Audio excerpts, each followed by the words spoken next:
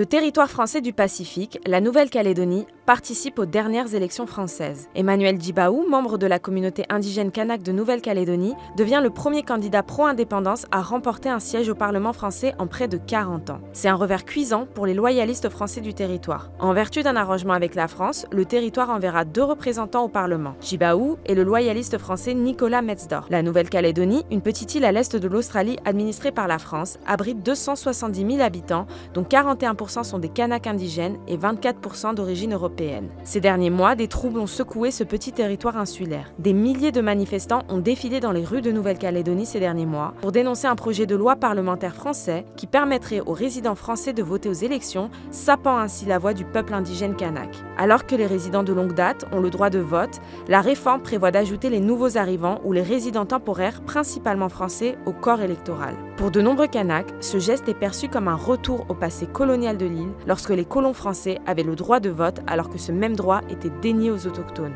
Les manifestations marquent la dernière controverse en date entourant l'influence française dans son ancien empire, après que plusieurs pays africains ont décidé de rompre leurs liens culturels et militaires avec la France ces dernières années. Mais comment l'héritage colonial de la France a-t-il perduré si longtemps à travers le monde ?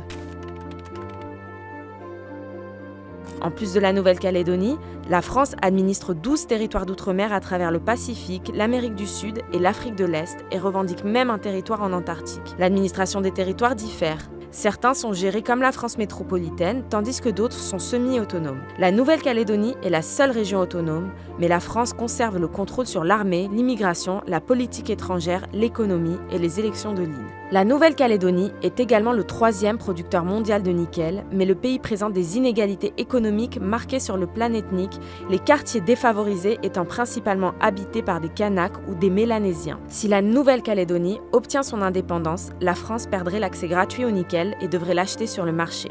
Le mouvement indépendantiste autochtone actif de la Nouvelle-Calédonie cherche depuis plusieurs années à arracher le contrôle de la Nouvelle-Calédonie à Paris. Le dernier référendum sur l'indépendance a eu lieu en 2021, mais a été boycotté par de nombreux groupes autochtones qui ont critiqué le fait que le vote se tenait pendant des périodes traditionnelles de deuil en raison de la pandémie de Covid, qui avait disproportionnellement affecté leur communauté, jetant ainsi un doute sur l'exactitude des résultats. Les questions des droits fonciers indigènes ont également tourmenté les communautés locales, dont beaucoup ont été déplacés de leurs terres ancestrales saisies par les colons européens.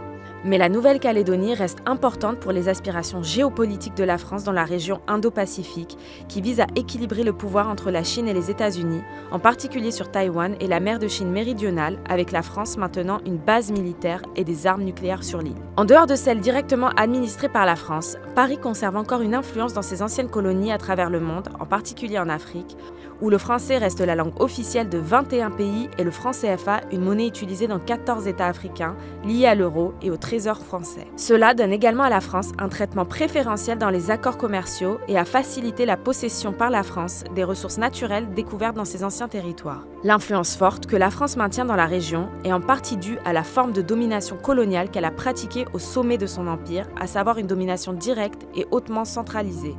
Le but principal du colonialisme français était de créer des citoyens français par assimilation, ce qui a éradiqué les langues et les cultures locales et a déraciné les institutions traditionnelles. Les représentants étaient envoyés des colonies à la Chambre des députés, les colonies étant considérées comme une extension de la France. Cela a rendu la lutte pour l'indépendance dans les colonies françaises particulièrement brutale, car le noyau impérial refusait de céder le contrôle aux peuples indigènes. Pendant la guerre d'indépendance algérienne, plus de 8000 villages ont été détruits et 2 millions d'Algériens ont été déplacés vers des camps de concentration. Sous le cri de ralliement « L'Algérie doit rester française », des généraux de premier rang ont supervisé la torture systématique et le viol de masse de femmes et d'enfants. Mais Paris a refusé même de reconnaître la guerre jusqu'en 1999 et n'a pas présenté d'excuses pour ses politiques coloniales. Ces dernières années, les liens de la France avec ses anciennes colonies ont été de plus en plus scrutés comme un vestige du néocolonialisme et un outil de l'hégémonie française à l'étranger. Après une vague de coups d'État militaires qui a balayé l'Afrique de l'Ouest en 2022 et 2023, certains États ont pris le changement de régime comme une opportunité de rompre leurs liens avec la France.